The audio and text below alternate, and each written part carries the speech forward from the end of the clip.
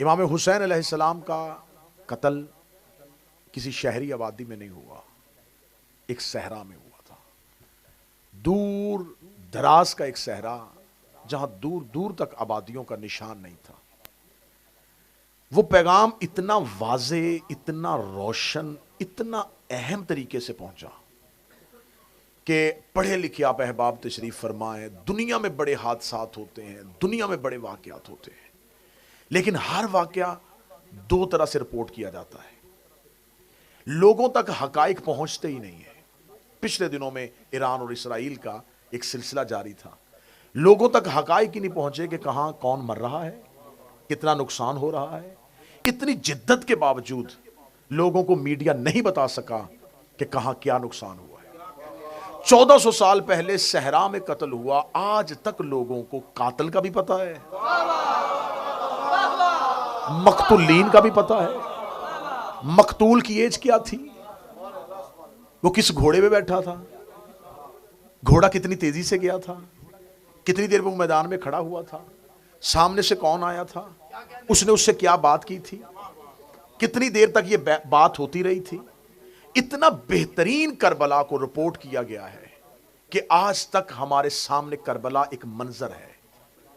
آج تک ہم کربلا کو فراموش اس لیے نہیں کر سکے کہ کربلا اتنے بہتر انداز میں ہم تک پہنچی ہے۔ کربلا کا بہتر انداز میں ہم تک پہنچنا اس بات کا ثبوت ہے کہ کربلا کی پیغمبر کوئی بہت باکمال تھی۔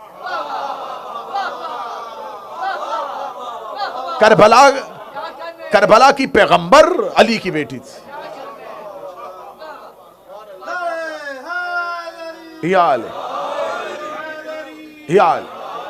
اب دیکھیں جو امام حسین علیہ السلام کے ساتھ مرد گئے تھے وہ تو شہید ہو گئے۔ اب یہاں تو یہ جتنا واقعہ تھا یہ رپورٹ ہونا تھا لاکھوں کے لشکر میں سے، لاکھوں کے لشکر میں سے رپورٹ کیا جاتا، اور آج ہم تک پہنچتا تو ہم تک بالکل ایسے ہی پہنچتا جیسے آج تک ہمارے پاس امام حسن کی شہادت پہنچی ہے، مولا امیر المومنین کی زندگی کے حالات پہنچے۔ بنی امیہ، بنی عباس نے تاریخوں کو مسخ کر دیا تھا۔ تاریخ کربلا بنی امیہ اور بنی عباس کے بادشاہوں سے بھی مسخ نہ ہو سکی، اس وجہ سے نہ ہو سکی کہ اس کو بچانے والی، جس نے اس دیے کو روشن رکھا تھا، اس حفاظت پر مامور بی بی کا نام زینب تھا، محافظہ کربلا تھی سیدہ زینب۔ اس کا سلام زیارت میں جو سلام پڑھا جاتا ہے، اس زیارت میں سلام میں ایک لفظ کہا جاتا ہے، السلام علیک یا نائبۃ الحسین، اے حسین کی نائبہ تم پر میرا سلام ہو۔ میں نے یہ زیارت کا لفظ پڑھا ہے، بی بی کی زیارت میں، بی بی عالیہ کی زیارت میں یہ لفظ پڑھا جاتا ہے، اے امام حسین کی نائبہ تم پر میرا سلام ہو۔ نائب وہ ہوتا ہے جو خلیفہ ہو، معصوم کا خلیفہ ہمیشہ معصوم ہوتا ہے۔ کائنات میں کسی مرد کی یوں خلافت کسی مستور کو نہیں ملی۔ آپ یہ سمجھیے کہ مولا امام حسین علیہ السلام کے بعد اگلی امامت سید الساجدین کے پاس ہے، لیکن امام حسین علیہ السلام سے زمام امامت کو لے کے امام سجاد تک پہنچانے کے لیے جو درمیان میں وسیلہ ہے وہ سیدہ زینب ہے۔ یعنی کہ اس بات کی دلیل ہے کہ امام حسین نے اپنی آخری وصیتیں سید الساجدین سے نہیں کی، سیدہ زینب سے کی۔ بہن آپ سجاد کو یہ بتائیے گا، آپ سجاد کو یہ بتائیے گا، آپ سجاد کو یہ بتائیے گا، تو پھر مجھے لفظ کہنے کی اجازت دیجئے گا، امت جس سے رہنمائی لے اسے امام کہتے ہیں، امام جس سے رہنمائی لے اسے زینب کہتے ہیں۔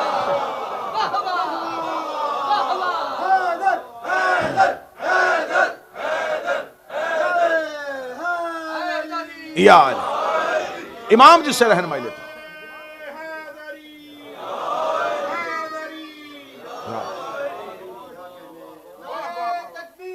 اللہ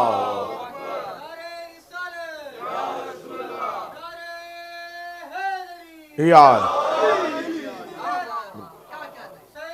زندہ مرداد اللہم صلی علی محمد یار جلے ہوئے خیام سے سید الساجدین کو لانا، یہ مصائب زینب کے ساتھ ساتھ فضائل زینب بھی، جلے ہوئے خیام سے امامت کو بچا کے لے کے آنا۔ یہ سوال آج تک لوگوں کے ذہنوں پر، آج تک لوگوں کو پریشان کیے ہوئے ہے، ہیجانی کیفیت میں مبتلا کیے ہوئے ہے کہ جن بھیڑیوں نے حسین علیہ السلام کا 6 مہینے کا بیٹا نہیں چھوڑا، انہوں نے سید الساجدین کو قتل کیوں نہیں کیا؟ کیا وجہ تھی؟ جبکہ وہ امام زین العابدین کے اختیار سے بھی واقف تھے، انہیں یہ بھی پتا تھا کہ اگلا امام یہ ہے، خبر ہونے کے بعد یہ اگلا امام ہے۔ اگر وہ نسل امامت کو قطع کرنا چاہتے تھے تو ان کے لیے بڑا آسان تھا شام غریبہ خیام میں سید الساجدین کا قتل کرنا، جبکہ انہیں پتا تھا کہ اگر ہم یہیں پر سید الساجدین کو شہید کر دیتے ہیں، امام محمد باقر کو شہید کرتے ہیں، تو نسل امامت یہیں پر رک جائے گی۔ وہ یہی تو چاہتے تھے، خلافت کو امامت کی جگہ پہ لے کے آنا چاہتے تھے اور امامت کو رستے سے ہٹانا چاہتے تھے۔ تو یہ سوال آج بھی تاریخ نویس کو پریشان کیے ہوئے ہے کہ کیا وجہ بنی ہے جب انہوں نے 72 لوگوں کے خون سے اپنے ہاتھوں کو رنگین کر لیا تھا، فرزند رسول جیسی شخصیت کو قتل کر دیا تھا، تو سید الساجدین کا قتل کیوں نہیں کیا؟ وہ کرنا چاہتے تھے، کوئی ہونے دے نہیں رہا تھا۔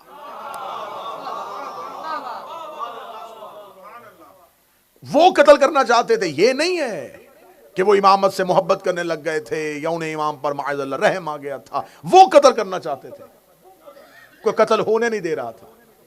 اب میں سطر کھول کے پڑھوں گا تو مجھے 10 منٹ کے لیے موضوع سے نکلنا پڑے گا، اگر مجمع ساتھ دے دے تو میں ایک ہی جملے پہ واپس موضوع پہ آ دیتا ہوں۔ جیسے فرعون موسیٰ قتل کرنا چاہتا تھا، اللہ ہونے نہیں دے رہا تھا۔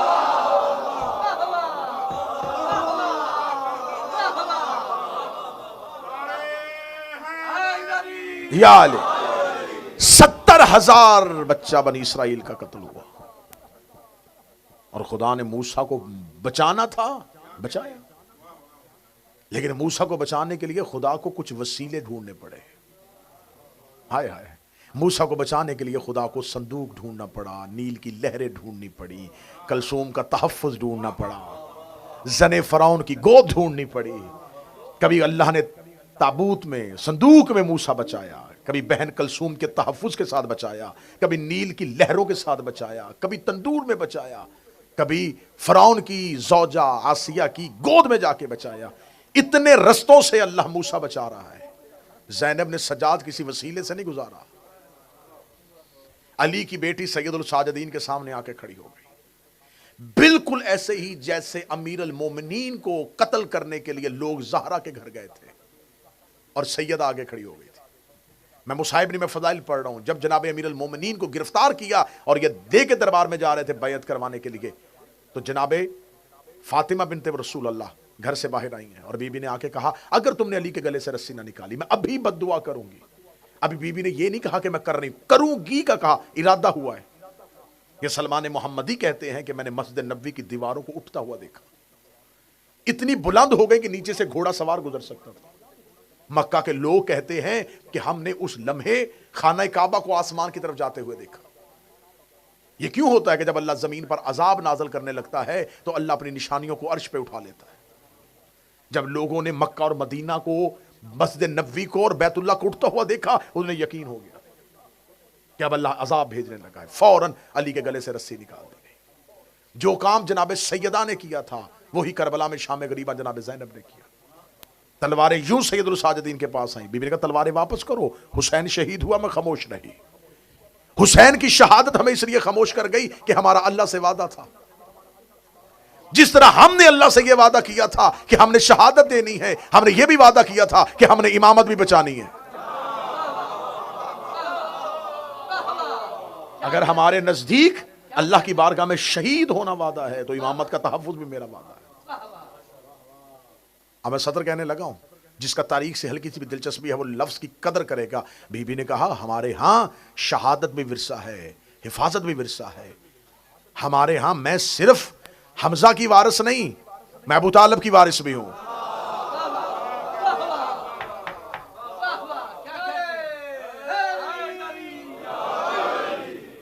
اگر جناب حمزہ سید الشہداء ہو سکتے ہیں تو یہ اعزاز حضرت ابو طالب کو بھی مل سکتا تھا، لیکن وعدہ تھا اللہ کا۔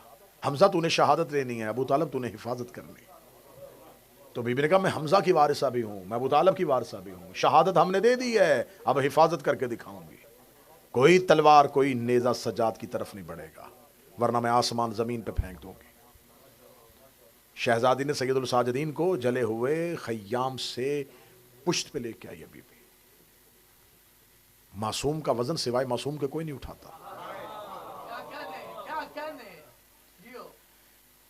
اور جس طریقے سے انسانوں کے اندر قوانین ہوتے ہیں، کچھ ایسے قوانین، کچھ ایسے لاز ہیں جو انسانوں کے اندر ہوتے ہیں، ایسے اللہ حجتوں کے اندر بھی کچھ قوانین رکھتا ہے، وہ اپنے قوانین سے باہر نہیں آتے۔ حجت کے ہاں قانون ہوتا ہے کہ اگر ایک دور میں دو حجتیں اکٹھی ہو جائیں تو ایک امام گفتگو کرے گا، دوسرا خاموش رہے گا، یہ قوانین ہے امامت کے ہاں۔ اگر ایک وقت میں دو امام ہو جائیں تو دونوں علیحدہ علیحدہ خطبہ نہیں دیں گے، خطبہ ایک دے گا، دوسرا اس کی اقتداء کرے گا، نماز ایک پڑھائے گا، دوسرا اس کے پیچھے پڑھے گا۔ رسول گفتگو کرتے تھے، امیر المومنین خاموش رہتے تھے، امیر المومنین ممبر پہ سلونی کہتے تھے، حسن خاموش رہتے تھے، حسن ممبر پہ بولتے تھے، حسین خاموش رہتے تھے۔ ایک حجت بولتی ہے، دوسری خاموش رہتی ہے۔ کہاں جا کے دنیا کو کمال زینب سناؤں؟ زینب بول رہی تھی، دو امام خاموش کھڑے تھے، امام زین العابدین اور امام محمد باقر امام ہیں اور خاموش ہیں۔ امام ہو کے خاموش اس لیے ہیں کہ یہ جو بول رہی ہے یہ حسین کی بھی مشیر ہے، یہ حسن کی بھی مشیر ہے، کیونکہ محافظہ امامت ہے، نائبہ امامت ہے، نائب ہے امامت کی۔ اچھا، جس کو نائب کہا جاتا ہے نا، مثلا جب بھی کوئی تنظیم یا انجمن بنتی ہے اس میں ایک صدر ہوتا ہے، ایک نائب صدر ہوتا ہے۔ وہ جو نائب ہوتا ہے نا، اس کے پاس یہ اختیار ہوتا ہے کہ صدر نہ ہو تو اسے نومینیٹ نہیں کرنا پڑتا، فوراً اختیارات ٹرانسفر ہو جاتے ہیں، اس کے لیے علیحدہ میٹنگ نہیں کرنی پڑتی۔ وہ نائب ہو کے بھی اختیارات رکھتا ہے، نائب ہو کے وہ اختیار رکھتا ہے، بس یہی ہے کہ صدر ہٹے گا اور نائب کے پاس اختیار آ جائیں گے۔ ہم زیارت میں جملہ کہتے ہیں، اے امام کی نائبہ تم پر ہمارا سلام ہو، اے امام کی نائبہ تم پر ہمارا سلام ہو۔ اس کا مطلب ہے کہ امام آنکھ بند کریں گے۔ اب اللہ کہہ رہا ہے کہ بڑی اب عرفانی سی گفتگو آ گئی، عرفانی سی بحث آ گئی۔ خدا کہہ رہا ہے کہ میں زمین کو ایک لمحہ حجت کے بغیر رکھوں تو زمین و آسمان برباد ہو جائے۔ نہج البلاغہ میں میرے مولا امیر المومنین نے خطبہ دیتے ہوئے کہا تھا، امام نے فرمایا تھا، امام کی حیثیت زمین میں چکی کے اس کیل کی طرح ہوتی ہے، جو دو پارٹ ہوتے ہیں اس کے درمیان میں ایک لوہے کا راڈ ہوتا ہے، اس کو ہٹا لیا جائے تو دونوں پارٹ آپس میں مل جاتے ہیں۔ فرمایا ایک چکی کا ایک پارٹ زمین ہے، ایک آسمان ہے، امام اس کے اندر کیل ہے، امام کو ہٹا لیا جائے آسمان زمین پہ آ جائے گا۔ کیوں؟ آسمان اور زمین کے نظام کو جس نے روکا ہوا ہے وہ امام ہے، جو پوری نظام کائنات کو دیکھ رہا ہے وہ امام ہے، جو چلا رہا ہے وہ امام ہے، اور اللہ کی طرف سے اسے اس تدبیر کے اوپر اللہ نے مامور کیا ہوا ہے۔ یہ جو زمین ہے یہ سورج کے گرد گھومتی ہے۔ کچھ لوگ کہتے ہیں نا کہ سورج ڈوب گیا، سورج نہیں ڈوبتا، کبھی بھی نہیں ڈوبتا، اسے دیکھنے والا اندھیرے میں ڈوب جاتا ہے۔ جس لمحے وہ دیکھنے والا اندھیرے میں ڈوب رہا ہوتا ہے اسی لمحے سورج کسی اور جگہ پہ روشنی کر رہا ہوتا ہے۔ سورج غروب نہیں ہوتا، دیکھنے والا اندھیرے میں چلا جاتا ہے۔ اور ہمارے ہاں یہ دستور ہے کہ جو دیکھے نہ وہ سمجھتا ہے کہ وہ غروب ہو گیا ہے۔ میں نے پہلے کہا تھا کہ تھوڑی عرفانی بحث ہو جائے گی۔ جس کو دیکھا نہ جائے یہ نہیں سمجھتے کہ ہم اندھیرے میں آ گئے ہیں، یہ کہتے ہیں کہ وہ غروب ہو گیا ہے۔ اتنی صدیوں سے یہی سورج کے ساتھ ہو رہا ہے، دیکھنے والے اندھیرے میں آتے ہیں، یہ نہیں کہتے ہم اندھیرے میں چلے گئے، الزام اس کو دے دیتے ہیں وہ غروب ہو گیا ہے۔ یہی وجہ ہے آج امت اندھیرے میں ہے، یہ نہیں سمجھتی ہم اندھیرے میں ہیں، کہتے امام ہی نہیں ہے، امام موجود ہی نہیں ہے۔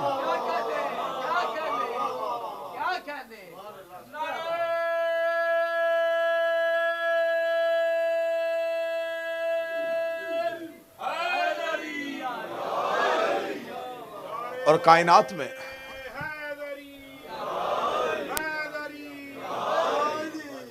میں ہر چیز محو طواف ہے، ہر چیز محو طواف، ایٹم سے دے کے ہر چیز کسی نہ کسی چیز کے گرد گھوم رہی ہے۔ حرکت ختم ہو جائے تو زندگی ختم ہو جاتی ہے۔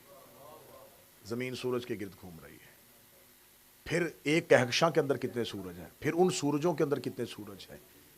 آج تک سائنس یہ طے ہی نہیں کر سکی کہ کائنات کے اندر سورجوں کی تعداد کتنی ہے۔ اب زیارت کا جملہ سمجھ میں آئے گا، السلام علیکہ یا شمس الشموس، اے سورجوں کے سورج تم پر ہمارا سلام۔ خدا قرآن میں کہتا ہے وَإِذَا شَمْسُ الْكُوِّرَتْ، یاد کرو جب سورج لپیٹ لیا جائے گا۔ وَأَشْرَقْتُ بِنُورِ رَبِّهَا، اور زمین اللہ کے نور سے چمک اٹھے گی۔ قرآن کہہ رہا ہے کہ سورج لپیٹ لیا جائے گا اور زمین رب کے نور سے چمک اٹھے گی۔ لوگ یہ سمجھتے ہیں کہ چمک سورج کی وجہ سے ہے، اور خدا کہتا ہے کہ تب چمکے گی جب سورج لپیٹ لیا جائے گا۔ پوچھا گیا تھا کسی بندے نے امام سے، تفسیر پوچھے گی، مولا جب سورج ہی لپیٹ لیا جائے گا تو زمین پر کون سا نور ہوگا جو روشنی دے گا؟ فرمایا خدا نے جس نور کی بات کی ہے اس سے مراد ہمارا قائم ہے، یہ زمین کا سورج ہے۔ اصل روشنی تب ہوگی جب قائم آئے گا، کیونکہ یہ سورج کی روشنی صرف چیزیں ڈھونڈنے کے لیے ہے، امام کے نور کی روشنی مومن اور منافق ڈھونڈنے کے لیے ہے۔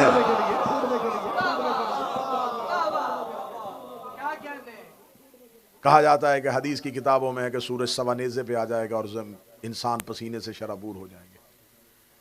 اتنے لاکھوں میل کے فاصلے پہ ہے اور تب جسموں کو پسینہ آتا ہے، تو جب آ ہی سوا نیزے پہ جائے تو پھر بدن بچیں گے تو پسینہ ہوگا۔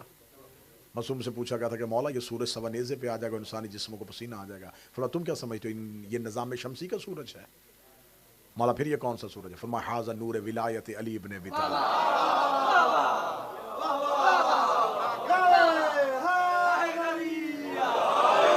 یہ نور میرے بابا علی کی ولایت کا نور ہے۔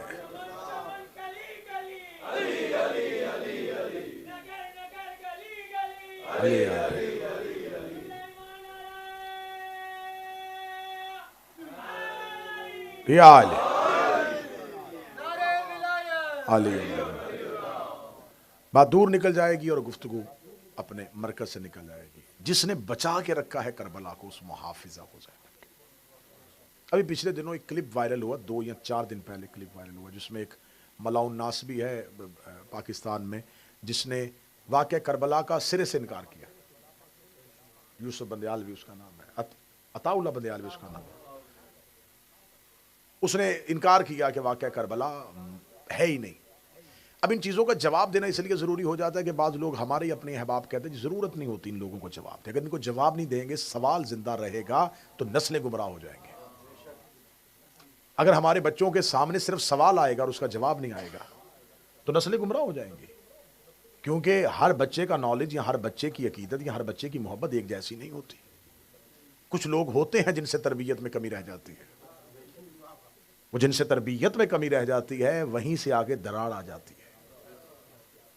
اور اس کے لیے میں ممبر سے کہہ رہا ہوں، ویڈیو کیمرے کی موجودگی میں کہہ رہا ہوں کہ اس کی اس بکواس جس میں اس نے کہا کہ واقعہ کربلا کب ہوا ہے، کوئی یزید کا اس میں قصور نہیں تھا، یہ کچھ بھی نہیں تھا، اور اس نے ببانگ دہل چیلنج کیا، اسے کہا شیعہ مجتہدین مراجع علماء مجھے حوالوں کے ساتھ جواب دیں، یہ کوئی ہوا ہی نہیں۔ امام حسین علیہ السلام تو مکہ سے کوفہ نہیں جا رہے تھے، کربلا شام کے رستے میں، امام تو معاذ اللہ علیہ باللہ، کیونکہ مجھے سوال دہراؤں گا تو میں جواب دے سکوں گا۔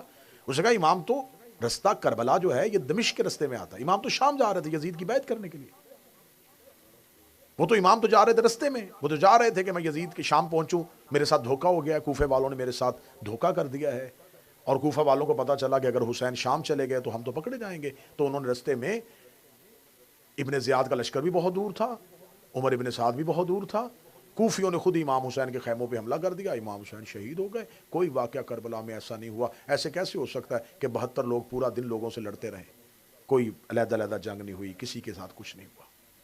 اس کا ویڈیو کلپ آنے کے بعد جو سب سے پہلا اس کا جواب دیا، بھی کیونکہ شیعہ عزاداری میں مصروف تھے، اس سے سب سے پہلا جواب پاکستان کے ایک دیوبند عالم نے دی، مولانا طارق جمیل نے دیا۔ ہم ممبر سے ان کے اس جواب پہ انہیں خراج تحسین پیش کرتے ہیں۔ ہم قرض رکھنے والی قوم ہے ہی نہیں، ہم آج تک محمد بن ابی بکر کے مقروض ہیں۔ انہوں نے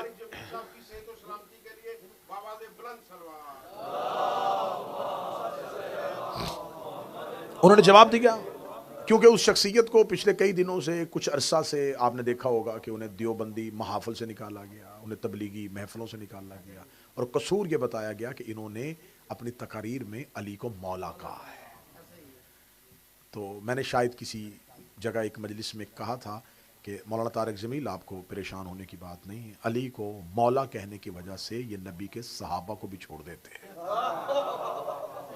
آپ تو دیوبندی مکتب کے کال میں دین ہے نا، جنہوں نے علی کو مولا کہا انہوں نے آج تک اس سلمان کو نہیں مانا، اس ابو ذر کو نہیں مانا، اس کمبر کو نہیں مانا، اس مقداد کو نہیں مانا، اس عمار کو نہیں مانا۔ تو علی کو مولا کہنا دنیا میں دو چیزیں بڑی مشکل ہیں، علی کی ولایت اور زہرا کا حق۔ بس اس پہ آپ آتے صحیح تو آپ دیکھیں پھر دشمنوں کی لسٹ کتنی لمبی ہو جاتی ہے۔ تو پہلے تو میں اس پورے مجمع کی جانب سے، امام بارگاہ دعائے زہرا نارتھ ہیمپٹن میں اس پورے مجمع کی جانب سے مولانا طارق جمیل کو ان کے اس جواب پہ خراج تحسین پیش کرتا ہوں، اور سیدہ کی بارگاہ میں دعا کرتا ہوں کہ مولا انہیں ایسے ہی راہ حق پہ استقامت اور اہل بیت کی وکالت کی مزید توفیق عطا فرمائے۔ انہوں نے نقشہ سامنے رکھ کے بتایا، ثابت کیا کہ کربلا دمشق کا رستہ نہیں ہے، انہوں نے باقاعدہ حوالوں کے ساتھ ثابت کیا۔ اب سوال یہ ہے کہ آخر یہ فکر کیوں پیدا کی جا رہی ہے، یہ سوچ پیدا کرنے کی ضرورت کیا ہے؟ میں اس کا پہلا جواب یہ دینے لگا ہوں، اس مولانا عطاء الرحمن بندیالوی کو یہ جواب دینے لگا ہوں کہ آپ آج 1400 سال کے بعد 2025 میں یزید کی حمایت کر رہے ہیں۔ جو کام یزید کے سگے بیٹے نے نہیں کیا وہ یزید کے ناجائز بیٹے کیسے کر سکتے؟ یہ کام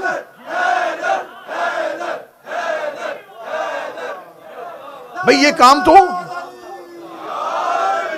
کام تو یزید کے سگے بیٹے کو کرنا چاہیے تھا۔ سگا بیٹا باپ کے تخت کو ٹھوکر مار کے چلا گیا، تو آج ناجائز بیٹے اٹھ کے اس کا تحفظ کر رہے ہیں۔ وہ بھی قبر میں کہہ رہا ہوگا کہ جائز نے تو کچھ نہ کیا،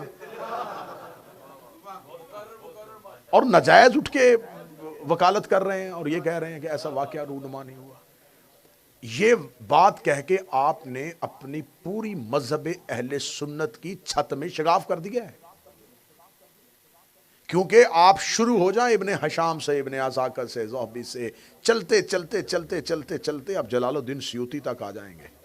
تمام مورخین نے مانا ہے کہ اس ملاؤں نے امام حسین علیہ السلام سے بیعت کا مطالبہ کیا، امام حسین نے انکار کیا، اور پھر مکہ میں انکار کیا، اور مکہ میں انکار کر کے اس نے کہا کہ امام حسین علیہ السلام نے تو 3 آپشن رکھے تھے یزیدی کمانڈر کے سامنے کہ مجھے یہ آپشن ہے کہ میں جانا چاہتا ہوں، مجھے واپس جانے دو، مجھے کسی بھی اسلام کی سرحد پہ چھوڑاؤ۔ کیا امام کا یہ آپشن مانگنا اور امام کا یہ لفظ کہنا کہ میں یہ شرطیں رکھ رہا ہوں یہ یزید کی خلافت کو ماننے کی دلیل تھی؟ اگر آپ کے ہاں یہی دلیل ہے کہ امام حسین علیہ السلام نے شرطیں رکھی، اس کا مطلب انہوں نے یزید کی خلافت کو قبول کر لیا تھا، تو جب رسول جنگ تبوک سے واپس آئے تھے تو کیا انہوں نے کافروں کو قبول کر لیا تھا؟ جب رسول حج پڑھنے کے لیے گئے تھے اور کافروں نے حج نہیں پڑھنے دیا تھا اور ایک ایگریمنٹ بنا تھا اور وہ شرطوں کے بعد رسول واپس آ گئے تھے، تو کیا رسول نے مشرکین مکہ کی شرطوں کو قبول کر لیا تھا؟ امام کا ہدف لڑائی تو تھا ہی نہیں، امام لڑنے کے لیے تو گئے ہی نہیں تھے۔ لڑنے کے لیے جانے کے لیے امام کا لشکر بتا رہا ہے کہ امام جنگ کے لیے نہیں جا رہے، امام گئے تھے نفاذ ولایت علی بن ابی طالب کے لیے، امام گئے تھے تحفظ ولایت امیر المومنین کی خاطر ہے۔ میں ولایت کہہ رہا ہوں تو اس سے مراد دین ہے، اس سے مراد دین ہے۔ کوئی یہ نہ سمجھے کہ شاید علی ولی اللہ کو دین سے الگ چیز ہے۔ غدیر تک اس کا نام اسلام ہی تھا، غدیر کے بعد اسلام نے اپنا نام تبدیل کر کے ولایت علی رکھ لیا ہے۔ غدیر تک یہ اسلام ہی تھا۔ غدیر میں رسول اللہ نے حکم دے دیا ہے، اللہ نے کہہ دیا ہے کہ میرا حبیب اب یہ دین مکمل ہوگا علی کی ولایت کے ساتھ، دین ضم ہو گیا علی کی ولایت، اب علی کی ولایت ہی میں دین ہے، اب علی ہی کی ولایت میں انبیاء کی نبوت ہے، اب علی ہی کی ولایت میں آسمانی کتابوں کی تصدیق ہے، اب علی ہی کی ولایت میں اللہ کی توحید ہے۔ علی ولی اللہ دین کی پرائمری کا نام نہیں، دین کی آخری کلاس کا نام ہے۔ تو جو بچہ یوں نہیں جاتا ہو، اس سے کوئی بندہ کہے کہ تو اسکول گیا تھا، تو علی ولی اللہ پڑھنے والے سے پوچھو گے تیرے عقیدہ توحید کیا ہے؟ تو یہ تو دین کی آخری ڈگری ہے. تو اس کا مطلب ہے ولایت معصومین کے نفاذ کے لیے حسین جا رہے تھے. جنگ کرنا تو مقصد ہی نہیں تھا، لڑائی تو امام حسین کا مقصد ہی نہیں تھا. جنگ کے لیے امام حسین کب گئے تھے؟ پھر آپ کہہ رہے ہیں کہ یزید تو اس میں قطعاً اس کا کوئی قصور نہیں تھا. تو یزید کا اگر کوئی قصور نہیں تھا تو عبداللہ ابن عمر کے خط کو کہاں لے کے جاؤ گے، جس کا جواب یزید نے لکھا ہے.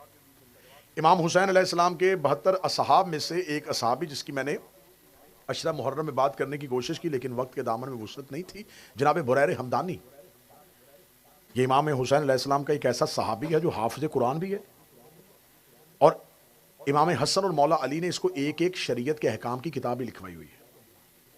یہ جاتا ہے سامنے لشکر یزید میں، اور لشکر یزید کے سامنے جا کے امام حسین علیہ السلام کی جانساری کا ثبوت دینے کے لیے پہنچتا ہے. تو سامنے سے یزید بن معقل نامی ایک شخص لشکر اشقیاء میں سے نکلتا ہے، اور اس نے جناب بریر سے کہا کہ تو کہا کرتا تھا مدینے میں تیسری خلافت کے دور میں کہ عثمان ابن عفان کی خلافت ٹھیک نہیں ہے، اور تو معاویہ بن ابو سفیان کی خلافت کو بھی نہیں مانتا تھا، اور آج تو یزید بن معاویہ کی خلافت کو بھی نہیں مانتا. تو کیا کرنا چاہتا ہے؟ تو جناب بریر حمدانی نے کہا کہ میں کل بھی کہتا تھا کہ خلافت علی کا حق ہے، پھر میں نے کہا خلافت حسن کا حق ہے، آج میں کہہ رہا ہوں خلافت حسین کا حق ہے. جناب بریر نے کہا تو میدان جنگ میں آ کے مجھ سے مناظرہ نہ کر، مباہلہ کر. مقتل پڑھ رہا ہوں، مناظرہ نہیں، کیونکہ میدان جنگ میں کیسا مناظرہ جب سامنے دونوں گھوڑوں پہ بیٹھے ہوں، تلواریں نکلی ہوں، تو کیسے کتابوں کے حوالے، کیسے حدیث کے حوالے. جناب بریر نے کہا ایسے کر، ادھر سے تیرا لشکر تجھے دیکھ رہا ہے، میرا لشکر مجھے دیکھ رہا ہے، ایسے کر لیتے اسی میدان میں کھڑے ہو کے مباہلہ کر لیتے. اللہ کی بارگاہ میں تو بھی دعا کر، میں بھی دعا کرتا ہوں، جو سچا ہوگا وہ واپس جائے گا، جو جھوٹا ہوگا وہ ابھی ہلاک ہوگا. اتنا کہنا تھا، یزید ابن معقل نے بھی ہاتھ کھڑے کیے اور جناب بریر نے بھی ہاتھ کھڑے کیے. لشکر دیکھ رہا تھا، اس نے کہا ابھی تیرے میرے قتل سے فیصلہ ہو جائے گا کہ حق پہ کون تھا. یہ کہنا تھا کہ یزید بن معقل نے وار کیا، بریر کے سر کے اوپر سے گزرا، بریر نے وار کیا، گھوڑے سمیت 2 حصوں میں جدا کر دیا، اور پیچھے سے لشکر حسین سے آواز آئی حق علی کے ساتھ ہے، حق حسن کے ساتھ ہے. نافع بن حلال یہ امام حسین علیہ السلام کی جانب سے جب نکلے ہیں تو ان کا یہ جملی قبیلے کے ساتھ ان کا تعلق تھا. تو انہوں نے کہا کہ انا علی دین علی وانا الجملی، میں جملی قبیلے سے ہوں اور علی کے دین سے ہوں. سامنے سے ایک شخص نکلا یزید کے لشکر سے، اس نے کہا انا علی دین عثمان، میں عثمان کے دین پہ ہوں. مقتل کے جملے ہیں، تاریخ تبری اہل سنت کیا اس نے لکھا ہوا ہے. جب اس نے علی کے مقابل کسی خلافت کا تذکرہ کیا اور یہ تذکرہ کیا تو نافع بن حلال آئے. نافع بن حلال کہتے جب میں علی کا کہوں نا کہ علی کا دین پہ ہوں تو سامنے سے کسی کا نام نہ لیا کرو. پھر علی کے مقابلے پہ جو بھی آتا ہے انت علی دین شیطان، وہ دین شیطان پہ ہوتا ہے. یہ نافع بن حلال کے جملے ہیں جو تاریخ تبری میں اہل سنت کے مکتب نے لکھے ہوئے ہیں. بیعت یزید کی اگر امام حسین علیہ السلام نے تھی تو اب ایک میں آخری حوالہ دے دیتا ہوں کہ جب حجاج بن یوسف جیسا ظالم اور سفاک ترین شخص مدینے کا حاکم بنا، گورنر بنا ہے، اور ادھر مرکز میں جو حکومت تھی وہ مروان کی حکومت تھی، عبد الملک بن مروان کی حکومت تھی، اور ادھر حجاج جو ہے وہ اس کا مدینے کے گورنر بن گیا. آدھی رات کے وقت عبداللہ ابن عمر آیا ہے.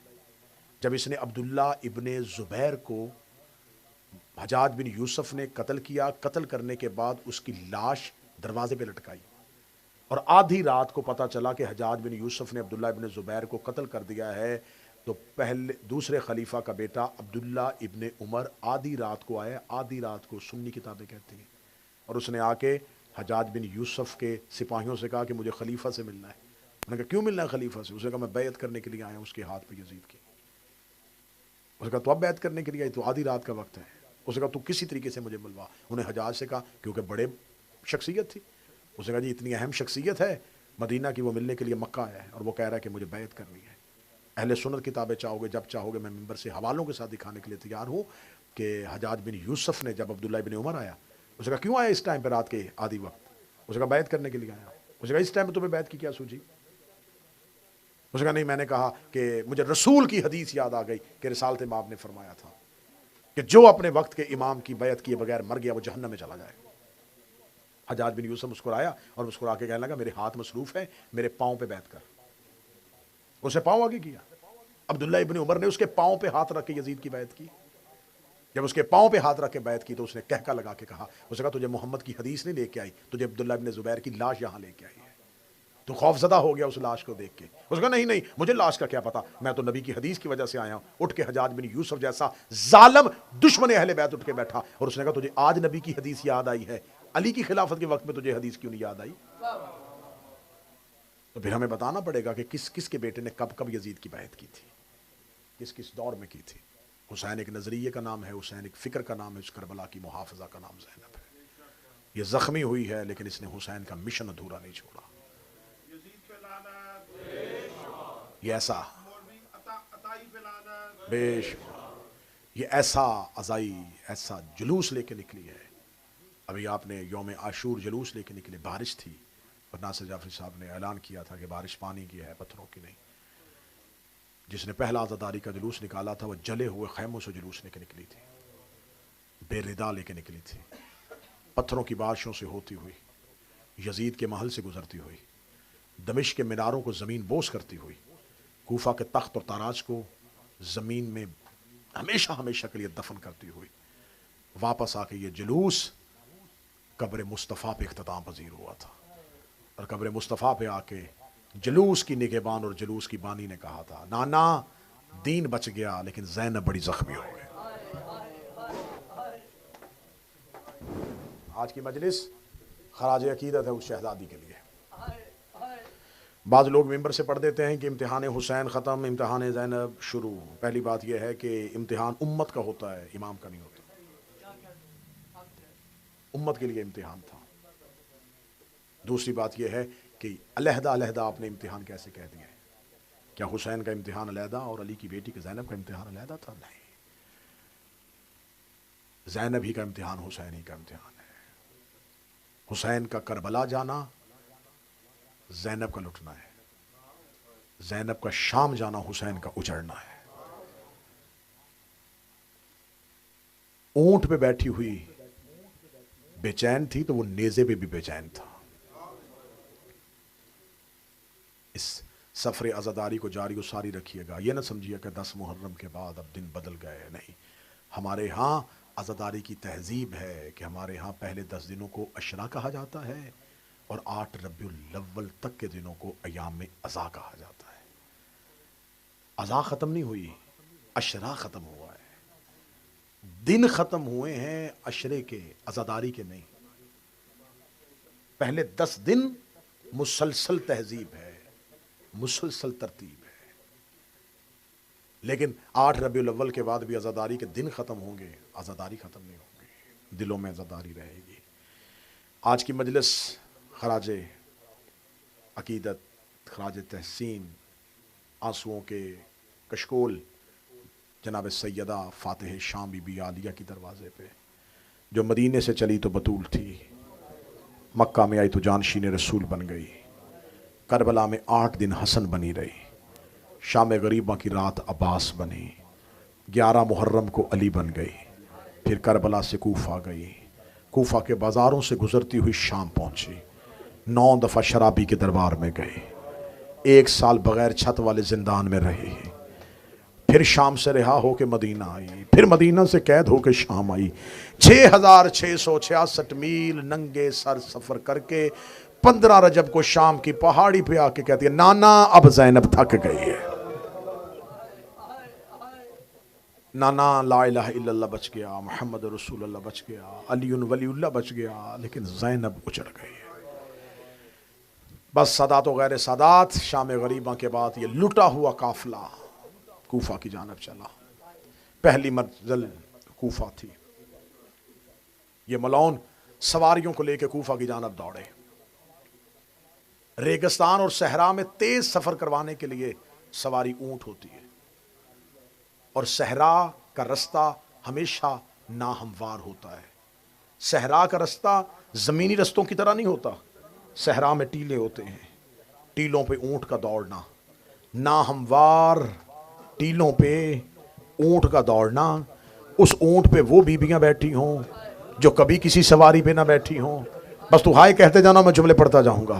اور پھر اونٹ کا اس حالت میں دوڑنا کہ ان بیویوں کے ہاتھ بھی گردن کے پیچھے بدے ہوئے ہوں. اونٹ پہ مرد بھی بیٹھے تو سہارا لیے بغیر نہیں بیٹھ سکتا. چہ جائے کہ وہ بیویاں بیٹھے جن کے ہاتھ پس گردن بدے ہوئے ہوں. پھر اکیلی مائیں تو نہیں آئی تھی، مائیں تو بچے بھی لے کے آئی تھی. تو کون سا بچہ ہے جو ماں کے بغیر سفر کرتا ہو؟ اب میرے سر پہ قرآن رکھ کے پوچھو، جب ماں کے ہاتھ بدے تھے تو پالان تو اونٹوں پہ تھے نہیں، تو پھر بچے کہاں تھے؟ مقتل کہتی ہے بچے ماؤں کے گلے کے ساتھ لٹکے ہوئے تھے، ماؤں کی گردنوں کے ساتھ بچوں کو لٹکایا ہوا تھا. یہ ملعون اونٹوں کو دوڑانے کے لیے تازیانہ مارتے تھے. آدھا تازیانہ اونٹ کو لگتا تھا، آدھا بچے کی پشت میں لگتا تھا. بچے کے ہاتھ ماں کی گردن سے چھوٹتے، بچے کی آواز آتی، اماں میں گر رہا ہوں. ماں رو کے کہتی بیٹا اکبر کا صدقہ، بیٹا اصغر کا صدقہ. بچہ زمین پہ گرتا، پچھلے اونٹ کا پاؤں بچے کے سینے پہ آ جاتا. بچے گرتے گئے، زینب گنتی گئی. بچے گرتے گئے، زینب گنتی گئی. رو رو کے سر حسین کو کہتی گئی، حسین میرا یہ نقصان بھی ہو گیا، حسین فلاں کا بیٹا بھی مر گیا. ایک منزل ایسی آئی جو سر حسین کا نیزہ رک گیا.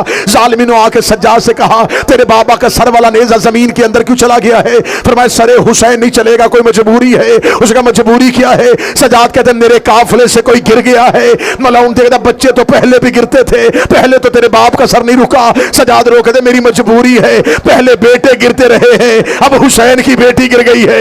میری سکینہ قافلے سے رہ گئی ہے، جب تک سکینہ نہیں آئے گی میرے بابا کا سر یہاں سے نہیں چلے گا. جو سید بیٹھے ہو مجھے معاف کر دینا. سکینہ کو لینے کے لیے چلا وہ شام غریبہ جس کے تماچوں سے سہمی ہوئی تھی. اس ملعون نے تازیانہ ہوا میں لہرایا، دبایا ایک ٹیلے کے قریب، جلا ہوا کرتا، سر پہ کربلا کی خاک، کانوں میں لہو، ہاتھوں میں ہاتھ رکھے کہ بچی بیٹھی ہوئی تھی. یہ قریب آ کے کہنے لگا کون ہے؟ رو کر دیا نہ سکینہ بنت الحسین، نہ حسین کی بیٹی سکینہ ہو. کہتا مرضی سے گری ہے. رو کر دیا اپنی مرضی سے گری ہو. کہتا کیوں گری ہے؟ رو کے کہتی مجھے ایک بار واپس کربلا جانے دے. میں بابا بغیر کفن کے چھوڑ آئی ہوں، میں بابا بغیر دفن کے چھوڑ آئی ہوں. میں ایک بار بابا دفنا لوں، پھر تم جہاں کہو گے میں وہاں آ جاؤں گی. رکھو میرے سر پہ قرآن. کیا اس نے سکینہ کو کربلا جانے دیا؟ اس ملعون نے کہا میرے گھوڑے کے آگے دوڑ، میرے گھوڑے کے آگے دوڑ. حسین کی بیٹی کبھی گرتی تھی، کبھی اٹھتی تھی، رو رو کے کہتی تھی چچا عباس اجرکم اللہ، اجرکم اللہ. لے کے چلے یہ قافلے کو کوفہ. فجر کی اذان ہو رہی تھی اور قافلہ کوفہ میں داخل ہو گیا. کوفہ کو سجا دیا گیا تھا. ملعون ابن زیاد اپنے تخت پہ چلا گیا تھا. آل محمد کی شہزادیاں، قرآن کی آیتیں. 12 محرم پہلی بار بے حجاب چہروں کے سامنے آ گئی. آج 12 محرم ہے، آج سیدہ زینب کی بے ردائی کا پہلا وہ دن ہے. شہزادی کربلا میں صحرا میں بے ردا ہوئی تھی. دعا کیا کرو کسی مستور کی مجمع میں چادر نہ چھن جائے. آج آئی ہے بی بی کوفہ میں، کوفہ کے بازاروں میں رش. بی بی نے کوفہ کے صدر دروازے کو دیکھا. میں زندگی قربان کروں سیدہ تیری عزت پہ. بی بی نے دروازہ پہچان لیا، آنکھیں بند کر کے کہتی کلثوم یہ وہی دروازہ ہے جہاں بابا علی استقبال کرنے آیا تھا. بیٹی کی نگاہیں 35 ہجری پہ چلی گئی کہ 15 سال پہلے اسی دروازے پہ بابا علی کھڑے تھے. میرے اونٹ پہ معمل تھے، میرا غازی میرے ساتھ تھا، میرا حسن میرے ساتھ تھا. روتی ہوئی زینب نے فرمایا اما فضا یہ کوفہ کا صدر دروازہ ہے؟ آواز ہے جی بی بی یہ باب کناسہ، یہ کوفہ کا دروازہ. علی کی بیٹی ابھی کوفہ کے صدر دروازے کے قریب آئی ہے. یہاں اچانک آواز السلام علیکہ یا بنت رسول اللہ، اے رسول کی بیٹی تم پر ہمارا سلام ہو. تڑپی علی کی بیٹی رو کے کہتی ہے جب سے حسین مارا گیا مجھے کسی نے سلام نہیں کیا. یہ مجھے سلام کس نے کیا؟ جناب فضا کی آواز آئی بی بی ذرا کوفے کے دروازے کی طرف دیکھ. بی بی نے نظریں اٹھا کے دیکھی، جناب مسلم کا سر لٹک رہا تھا، مسلم کی بند آنکھیں تھیں. آواز آئی علی کی بیٹی سفیر کا سلام ہو. शहजादी गुजरी, कूफा का मरकजी बाजार आया। कूफे का बाजार आना था। यहाँ पर दो वाक़यात हैं। पहला वाक़या, एक औरत अपने मकान की छत पे बैठी थी। इसे पता चला था कोई बागी आ रहे हैं। इसने बाजार में देखा, इसने कैदियों को देखा, इसने सरों वाले नेज़े देखे। देख कहती कौन कहता है ये बागी है? वो जो सामने सर है वो सूरह कहफ की तलावत कर रहा है। वो जो पीछे सर है वो तो 14वीं का चांद है। ये एक एक सर को देखती गई, घबराती गई, एक एक सर को देखती गई, घबराती गई।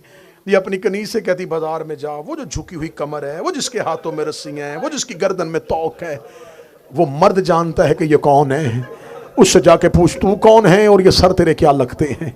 कनीज नीचे बाजार में आई। बाजार में आती भीड़ से बचती हुई सैयदुल साजिदीन के करीब गई, रस्सियां लाई। कहती वो छत पे मेरी मालकन खड़ी है। वो कह रही है तू कौन है और ये सर तेरे क्या लगते हैं। सरे सजाद झुका रहा, उठा नहीं। सजाद आगे चले। उसने कहा कह दी मेरी मालकन पूछ रही है तू कौन है। सजाद रोक कर उससे कहे मुझसे गुफ्तगू करनी है, नीचे बाजार में आ। ये देख दी बाजार में मर्द बड़े हैं, भीड़ बड़ी ज्यादा है, वो मेरी मालकन बड़ी पर्दादार है। सजाद रोक दे उसे पर्दा किसने सिखाया है? कभी अली की बेटी ज़ैनब ने। ज़ैनब का नाम आना था। सजाद रो के कहते उसे जमीन पे बुला। उसे कहा जब तक आएगी नहीं मैं बताऊंगा नहीं। कनीज आके कहती मालकन ना देख तमाशा। वो कहती तुझे जमीन पे बुला रहा और रो के कहती मर जाऊंगी अगर ये मेरे घर के आगे से गुजर गए, मेरा जिगर फट जाएगा। ये रोती हुई अपने सर पे बुरका लेके दोनों हाथ अपने सर पे रखे मर्दों के हजूम से गुजरती सैयदुल साजिदीन के करीब आई। हाथ जोड़ के कहती बुला तूने लिया, आ मैं गई हूं। अब मुझे ज्यादा देर बाजार में खड़ा न रखना, ये बाजार का माहौल मेरे खड़े होने के लायक नहीं है। मुझे जल्दी बता तू कौन है और ये तेरे क्या लगते हैं। सरे सजाद उठा। सजाद ने मुद्दत के बिखरे हुए बालों को चेहरे से हटाया। मौला सजाद रोक दे मेरा बाद में पूछना, पहले तू बता तू मेरे चचा माल की अश्तर की बेटी है। माल की अश्तर का नाम आना था। रोके जमीन पे बैठ के दी मेरे बाप को चचा कहने वाला, तू कोई हुसैन का सजाद है। आवाज आई मुझे पहचान, मैं सजाद हूं। कदमों में बैठ के दी अगर तू सजाद है ये बीबी कौन है? आवाज आई जिससे कुरान पढ़ती रही है, ये अली की बेटी ज़ैनब है। रोती हुई माल के अश्तर की बेटी सैयदा ज़ैनब के ऊंट के सामने गई। रोक के दी नहीं पूछती हुसैन कहां गए, नहीं पूछती तेरा अकबर कहां गया। मुझे बता जब तेरी चादर उतारी तेरा अब्बास कहां था। आवाज आई वो घोड़े की गर्दन में जो सर है वो मेरे अब्बास का सर।